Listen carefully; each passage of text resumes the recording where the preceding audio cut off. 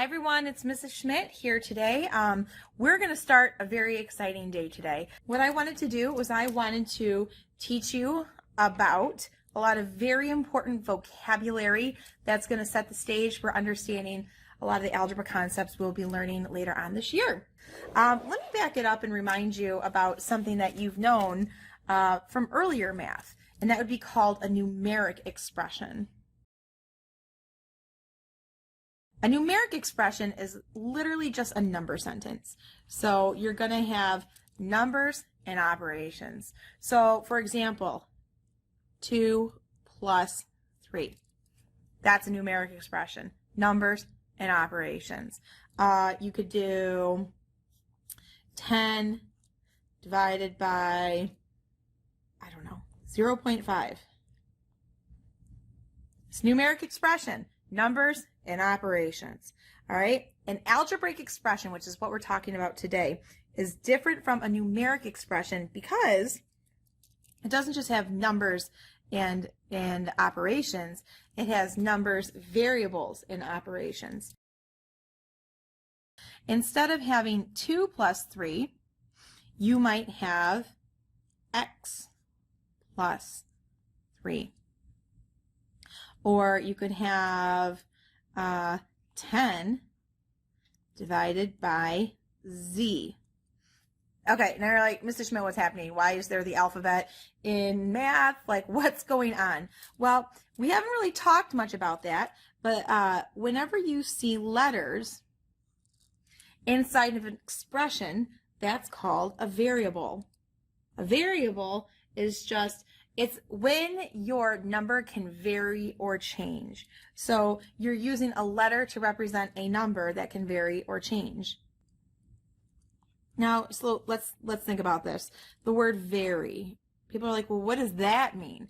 That doesn't mean like I'm very tired. It sounds the same, but it's a different version of vary, so it's not even spelled the same. If I said, well, we live in Michigan and you know that weather can vary from day to day, the word vary means, it can mean the weather can be one thing one day and something totally different the next day. So vary or change. Vary means something that can change. So when we look at this, we may use a variable in place of a number when that number can change. I might say, hey, Mrs. Schmidt walked into the classroom and had X amount of dollars in her pocket. And Miss Collier gave her $3. So this would be an algebraic expression representing I came in with X, Miss Collier gave me 3. So how much money is in my pocket? X plus 3. But I might walk in on Monday with $2 in my pocket. Miss Collier gave me 3. And you know what? Miss Collier, she just likes to give me money all the time. So I might walk in on Wednesday and I might have $10 in my pocket. And then Miss Collier gave me 3. So a variable is just used situationally when a number can vary or change. That's why you don't use the actual number. Okay. Something else that we're learning about is called is terms. Let's talk about terms. Terms are parts of the algebraic expression. Terms are always separated by addition and subtraction. So let's take a look at our little graphic over here in our textbook. All right. What you see here in your textbook, you see 5p plus 4. 5p plus 4. Okay, well, this blue part right here relates to the box. A symbol that represents one or more numbers is called a variable. So p is the variable. This whole algebraic expression, it has 2 terms. The terms are 5p and 4. If you could just imagine that plus sign was not there, you can see the terms very clearly because algebraic expressions are always separated by addition signs or subtraction signs. So if you can magically just erase those, you could see all of those terms right there. Now don't worry, we're not solving this. All we're doing right now is trying to identify terms. So here's your first term, Here's your second term. Here's your third term. Here's your fourth term. All right, let's pause and see what we did. We know that terms are the parts of the algebraic expressions that are separated by addition and subtraction signs. So as you can see, I drew boxes around each part, every place I saw an addition or subtraction sign. Please notice that the symbol add or subtract always goes with the term behind it. When you draw those boxes, the terms are very easy to find. So if somebody says, how many terms are in that expression? You would say 1, 2, 3, 4. Okay, you want to keep those symbols with the term. The add or subtract symbol always goes with the term behind it. Okay, so what have we talked about? We've talked about algebraic expressions. Okay, an algebraic expression is an expression that contains a variable, an operation, and a number. We've talked about, well, what the heck's a variable? A variable is when you use a letter to represent a number that can vary or change in an algebraic expression. When you have an algebraic expression, you can have longer or shorter ones, but terms are the parts that make up an algebraic expression. They will always be separated by adding or subtracting signs. Two more things that we need to talk about. Let's take a look at the graphic again. We need to talk about a coefficient and a constant. Coefficient is now this is not the easiest definition to understand. A numerical factor of a term that contains a variable is a coefficient. Okay, numerical factor. Well, factor indicates a number that's being multiplied.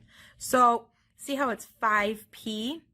What that means is whenever you see a number touching a variable and there is no symbol, that means it is multiplying. So this actually says 5 times p. So because 5 is multiplying p, that's called a coefficient.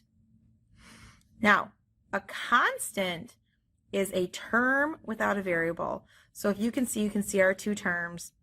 This term has a variable, this one does not. So since it does not have a variable, we call that a constant. So let me do a couple examples for you. By the way, you can ask yourself, how many terms are in that expression? I can see two terms, 5x and 13. All right, so what are the terms? I have 5x and I have 13. Okay, you can write the plus sign if you want. It might be a good habit to get into when we get to terms that have subtraction in front of them and you need to, but if you don't want to for this lesson, it's okay. So what are the coefficients? I'm just kind of shortening it right now.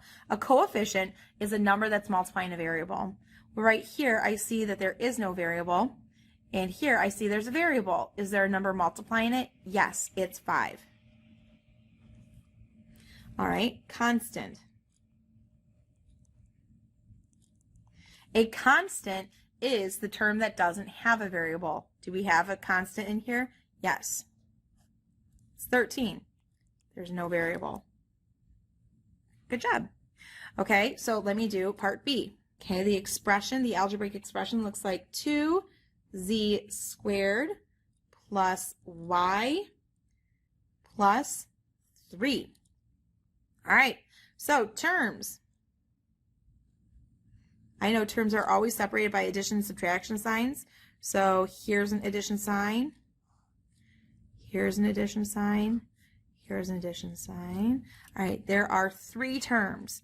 I have 2z3. I have y, and I have 3. Okay, coefficients. Do I have any coefficients? A coefficient is a number that's multiplying a variable. Okay, so I see that doesn't have a variable. This does have a variable. The variable is z to the 3rd power, z times z times z. Okay, so what's the number multiplying that? It's 2.